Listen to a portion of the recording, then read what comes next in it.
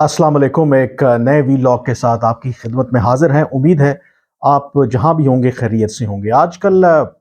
एक सवाल हर शख्स पूछना चाहता है। जब भी मेरी किसी से मुलाकात होती है तो हर कोई ये जानना चाहता है कि ये जो आम इंतखाबात इस साल होंगे, किसके ज़्यादा इम्कानात हैं, कौन मुल्क का नया वज़ीर आज़म बनेगा, कौन सी जमात जो है वो अगली हुकूमत बना पाएगी। और नेचुरली जो मुल्क के हालात हैं कि मुल्क किस तरफ जा रहा है, मईशत के बारे में भी लोग सवाल करते हैं कि मुल्क की जो डायरेक्शन है वो किस तरफ जा रही है, क्या हालात बेहतर होंगे या मज़ीद हालात ख़राब होंगे। इन हालात के हवाले से तो मैं इन डिटेल एक और वीलॉग करूँगा जिसमें हक़ाइक़ की बुनियाद पर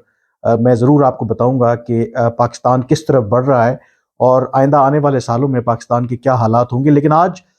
मैं फ़ोकस करूँगा और ये सवाल का जो जवाब है देने की कोशिश करूँगा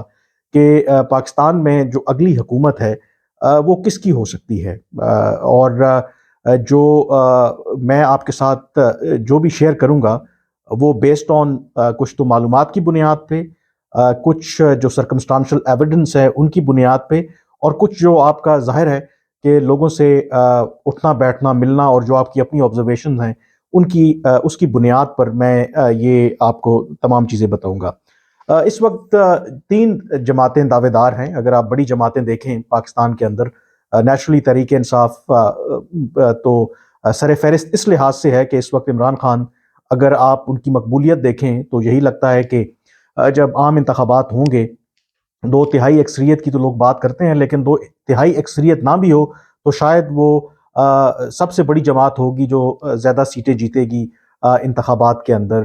फिर पीएमएलएन का नाम आता है और पीपल्स पार्टी का भी उसमें तज़किरा है। इसमें एक जो फैक्टर है पाकिस्तान में जब इंतखाबात की बात करते हैं, नंबर 1, हमेशा हमारे यहाँ ये इल्ज़ामात लगते रहे हैं कि हमारे यहाँ इंतखाबात साफ़ और शफ़ाफ़ नहीं होते। और ये जो आने वाले इंतखाबात हैं इसमें डेफ़िनेटली ये जो इशू है बिल्कुल सामने रहेगा, और उसमें बहुत बड़ा जो रोल है वो यकीनी तौर पर अगेन एस्टेब्लिशमेंट का है कि एस्टेब्लिशमेंट अपने आप को कहती है कि वो न्यूट्रल हो गए हैं, वो एपॉलिटिकल हैं, और वो किसी किस्म का भी सियासी जो किरदार है वो अदा नहीं करना चाहते। लेकिन शायद इस बात पर सिंपली यकीन कर लेना कि एस्टेब्लिशमेंट बिल्कुल अब कोई अपना किरदार अदा नहीं करेगी, ये शायद एमको में एमको की जन्नत में रहने वाली बात है। क्योंकि इस वक्त जो मुल्क के हालात हैं और जिस तरह का ये चैलेंजेस हमें दरपेश हैं, तो ये ओवरनाइट तो ये तब्दीली आ नहीं सकती। और दूसरा, एक चीज़ बड़ी वाज़ेह है, देखें जो हमारे यहाँ एस्टेब्लिशमेंट सियासत के अंदर क्यों मुदाखलत करती है। एक तो बराह रास्त हमारे यहाँ जो मार्शल लॉज रहे और उसकी वजह से फिर जो मिलिट्री का वो इंटरेस्ट रहा। जो सबसे इम्पोर्टेंट है, एक वन लाइनर मैं आपको बताता हूँ कि हमारे यहाँ कोई भी आर्मी चीफ हो, जो इस्टेब्लिशमेंट है एज इदारा, वो अपने इख्तियारात जो उनके पास हैं, जो उन्होंने, जो शायद आइन और कानून उनकी इजाज़त नहीं भी देता, वो इख्तियारात जो हैं वो वापस नहीं करना चाहते। जो सिविलियन गवर्नमेंट है, कोई भी प्राइम मिनिस्टर हो, कोई भी सिविलियन हुकूमत हो, वो एक ऐसी हुकूमत चाहेंगे या तो जो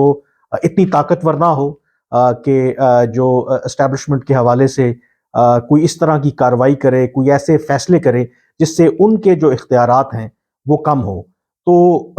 वो एक ऐसा प्राइम मिनिस्टर और ऐसी हुकूमत चाहेंगे कि ठीक है, जो अपनी वो डिसीजन करते रहें, अपने जो हुकूमत करते रहें, लेकिन उनकी रेट को चैलेंज ना करें। तो ये जो आइंदा आने वाले इंतखाबात हैं, इसमें भी जो भी हुकूमत बनेगी ये वाला फैक्टर बड़ा कलीदी होगा। अब वन बाई वन मैं आपको बताता हूँ कि इसके कितने इम्कानात हैं। तहरीक इंसाफ की पहले बात कर लेते हैं, क्योंकि उसकी एक वजह यह है कि तहरीक इंसाफ जो है इस वक्त इमरान खान साहब, ये बात मान लेनी चाहिए कि जब से उनको इक़्तिदार से हटाया गया, उन्होंने कामयाबी के ज़रिए, कामयाबी के साथ एक जो बयानिया है वो अपने वोटर्स के पास लेके गए कि उनको अमरीकी साजिश और जो एस्टेब्लिशमेंट की एक साजिश थी उसकी बुनियाद पे निकाला, और लोगों ने, और ख़ास करके उनके जो सपोर्टर्स हैं, इस बात से इत्तेफाक किया। और डेफिनेटली उनकी मकबूलियत है, और उसमें एक बहुत बड़ा फैक्टर ये है कि जो तहरीक अदम एतमाद के नतीजे में जो पीडीएम की हुकूमत आई, जो इनकी कारकर्दगी है अभी तक की 9 माह की, मुआशी एतबार से बेशक जो भी इन्होंने इनहेरिट किया हो, आए तो ये इस वादे के साथ थे कि ये रियासत को बचाने आए हैं, और इमरान खान साहब की जो गलत जो पॉलिसीज़ थी ان کو چینج کرنے آئے ہیں، لیکن حالات جو ہیں پہلے سے جو ہے وہ بدتر ہو گئے ہیں، اور یقینی طور پر اس نے بھی جو عمران خان صاحب کی مقبولیت ہے اس میں اضافہ کیا ہے۔ اب عمران خان صاحب کے کتنے امکانات ہیں؟ کہنے کو تو جو اگر اوور آل دیکھیں سوشل میڈیا پر دیکھیں تو شاید ان کے سپورٹرز کہتے ہیں کہ عمران خان صاحب تو 2/3 اکثریت لے کے آئیں گے، لیکن ایک فیکٹر ہمیں یہاں پہ نہیں بھولنا چاہیے، جیسے میں نے شروع میں آپ سے کہا کہ یہ بہت اہم ہے کہ جو اگلی گورنمنٹ ہے وہ جو آئے گی اس کا اسٹیبلشمنٹ کے ساتھ کیا ریلیشن شپ ہوتا ہے۔ اور ماضی میں ہم نے دیکھا ہے کہ جب کوئی پرائم منسٹر جس کی اسٹیبلشمنٹ کے ساتھ تعلقات خراب ہوئے ہوں، وہ اقتدار سے جب الگ ہوا ہو، تو پھر اس کی اتنی جلدی باری آتی نہیں ہے کہ وہ دوبارہ اقتدار میں آئے۔ تو عمران خان صاحب کا جتنا وہ بے شک مقبول ہوں، جتنے مرضی ان کے سپورٹرز دعوے کرتے رہیں، ایٹ لیسٹ مجھے یہ لگتا ہے کہ ان کا پرائم منسٹر بننا اگلے الیکشنز کے بعد شاید ایز آف ناؤ، پاکستان میں سیاست ہے، کچھ بھی ہو سکتا ہے، لیکن لگتا نہیں ہے کہ جو اسٹیبلشمنٹ اور عمران خان کے درمیان جو ایک خلیج ہے وہ اتنے کم عرصے میں اس کو پر کیا جا سکتا ہے۔ اور لگتا یہی ہے کہ اس بات کا بھی کبھی امکان موجود ہے کہ یو نیور نو کہ عمران خان صاحب کو نااہل قرار دے دیا جائے، اور اگر عمران خان صاحب کچھ سیٹیں جیتے بھی تو شاید ایک ہنگ پارلیمنٹ جسے کہتے ہیں کہ کوئی کلیئر میجورٹی اگین ان کے پاس نہ ہو۔ تو عمران خان کا میرے خیال میں جو کرنٹ اس وقت سچویشن ہے، جو اسٹیبلشمنٹ کا تجربہ رہا جب وہ پرائم منسٹر تھے، اس کو دیکھتے ہوئے مجھے نہیں لگتا کہ عمران خان جو ہیں وہ اقتدار میں ایٹ لیسٹ جو ابھی الیکشنز ہوں گے یا اس سال ہوں گے وہ دوبارہ واپس آ سکتے ہیں۔ بہت سے فیکٹرز ہیں۔ دوسری آ جاتے ہیں نون لیگ کی طرف۔ اب جو نون لیگ ہے اس سارے کرائسس کے اندر جو 8-9 ماہ میں ہم نے دیکھا، اس میں جو سب سے بڑا جو لوزر ہے وہ نون لیگ ہے، اور وہ کیسے ہے یہ بھی میں آپ کو بتاتا ہوں کہ تحریک عدم اعتماد کے آنے سے پہلے نون لیگ جو ہیں وہ اتنی مقبول تھی کہ ایک ٹکٹ کے وعدے کے اوپر جو تحریک انصاف کے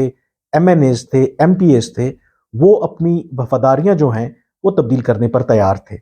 کیونکہ ان کے خیال میں جو تحریک انصاف کی کارکردگی رہی اس کی وجہ سے وہ عمران خان صاحب اتنے غیر مقبول ہو چکے تھے کہ جو عام انتخابات میں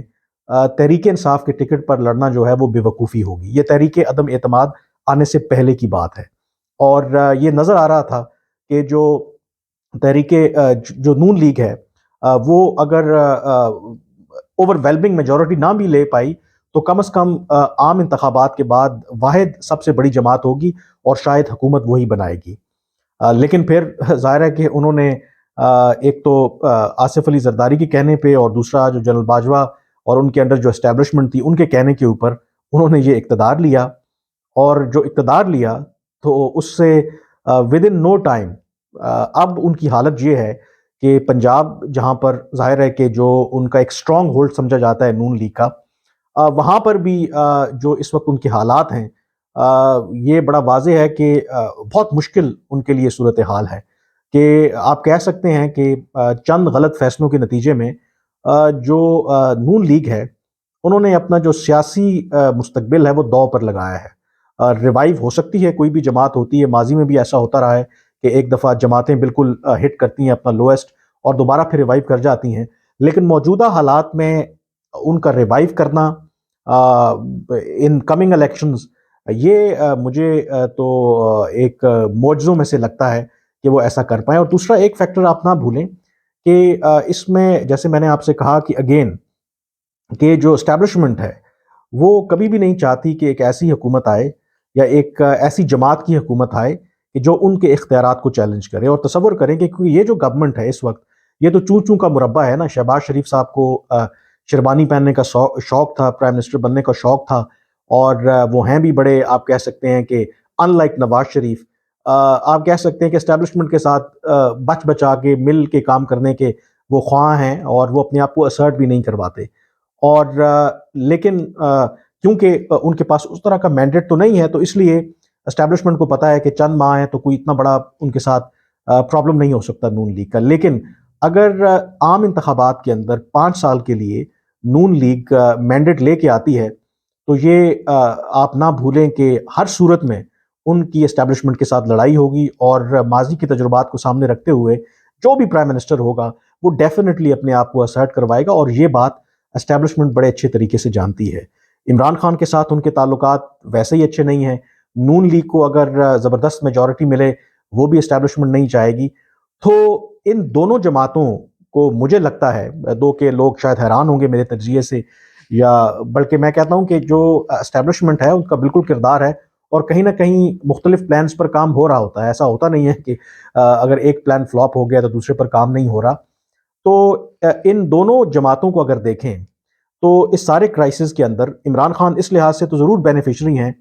کہ وہ تحریک عدم اعتماد سے پہلے بہت زیادہ غیر مقبول تھے۔ ان کا اگر وہ 5 سال پورے کر جاتے تو شاید سیاسی طور پر ان کا کیریئر جو ہے at least as of now وہ ختم ہو جاتا، لیکن تحریک عدم اعتماد آنے کے بعد ان کو ایک آپ کہہ سکتے ہیں کہ ایک نئی لائف ملی، اور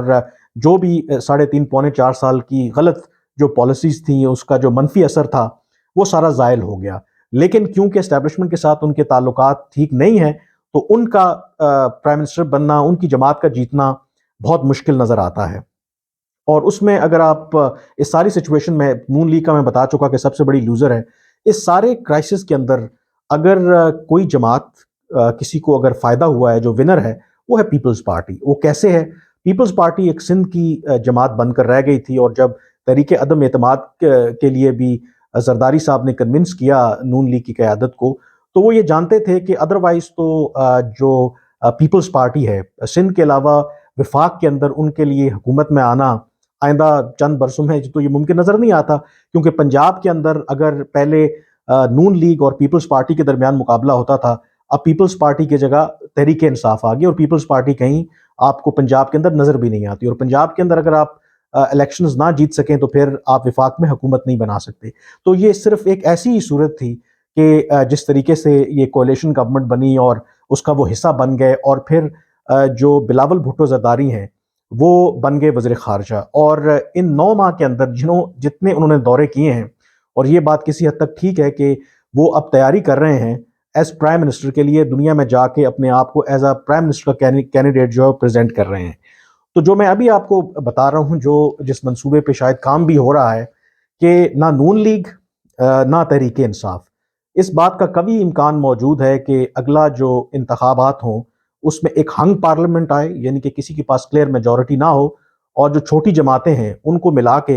ایک کولیشن گورنمنٹ بنے گی، اور اس میں عین ممکن ہے کہ بلاول بھٹو زرداری جو ہیں وہ پرائم منسٹر بنے۔ اور بلاول بھٹو زرداری جو ہیں وہ ہر لحاظ سے پاکستان کی اسٹیبلشمنٹ کو سوٹ کرتے ہیں، کیونکہ ان کا تعلق سندھ سے ہے، اور کمپیریٹیولی ابھی ینگ ہیں، اور یہ زرداری صاحب کئی دفعہ یہ پرائیویٹ میٹنگز میں کہہ چکے ہیں کہ جو سٹینڈ پنجاب کا سیاستدان لے سکتا ہے اسٹیبلشمنٹ کے خلاف، وہ سندھ کا سیاستدان نہیں لے سکتا۔ اور جب ایک کمزور سی ان کی حکومت ہوگی، ظاہر ہے کہ ان کو اوور ویلمنگ میجورٹی تو ملنی نہیں ہے، ایک کولیشن گورنمنٹ ہوگی، تو وہ جو ارینجمنٹ ہے وہ سوٹ کرتا ہے اسٹیبلشمنٹ کو، بنسبت ایسے کہ پنجاب سے یا تو تحریک انصاف یا پھر نون لیگ، دونوں کا ظاہر ہے کہ پنجاب سٹرونگ ہولڈ ہے، اور اگر یہاں سے کوئی جماعت جیت کے آتی ہے اور یہاں سے کوئی لیڈر جو ہے وہ پرائم منسٹر بنتا ہے تو وہ ایک بہت بڑا چیلنج ہوگا اسٹیبلشمنٹ کے لیے۔ تو ایسی صورت میں جو میری نظر میں جو صورتحال بنتی نظر آ رہی ہے، جو کئی لوگوں کے لیے سرپرائز بھی ہوگا، کہ شاید بلاول بھٹو زرداری جو ہیں وہ پاکستان کے اگلے وزیر اعظم ہو سکتے ہیں۔ وہ تمام جو سٹیک ہولڈرز ہیں، جو اسٹیبلشمنٹ ہیں، ان کے لیے بھی ایکسیپٹیبل ہیں، اور اسٹیبلشمنٹ بھی جانتی ہے کہ بلاول بھٹو زرداری اگر پرائم منسٹر بن بھی جائیں گے تو شاید نون لیگ اور تحریک انصاف کی طرح اس طرح ان کے اختیارات کو چیلنج کبھی نہیں کر پائیں گے۔ ماضی میں کہ وہ ذوالفقار علی بھٹو، وہ تو نیشنل لیول کے لیڈر تھے، بے نظیر بھٹو شہید، وہ بھی جب تک تھیں تو کم از کم ان کا پنجاب کے اندر پیپلز پارٹی کا پھر بھی ایک ووٹ بینک تھا، لیکن حالیہ سالوں میں ہم نے دیکھا ہے کہ پنجاب کے اندر سے پیپلز پارٹی بالکل ختم ہو گئی ہے۔ تو ایسی صورت میں آئی تھنک جو ابھی حالات نظر آ رہے ہیں وہ لگ یہی رہا ہے کہ ایک سرپرائز ملے گا، اور اس میں امکان موجود ہے کہ بلاول بھٹو زرداری جو ہیں وہ پاکستان کے اگلے پرائم منسٹر ہو سکتے ہیں۔ آج کے وی لاگ سے اتنا ہی، مجھے اب اجازت دیجیے، اللہ حافظ۔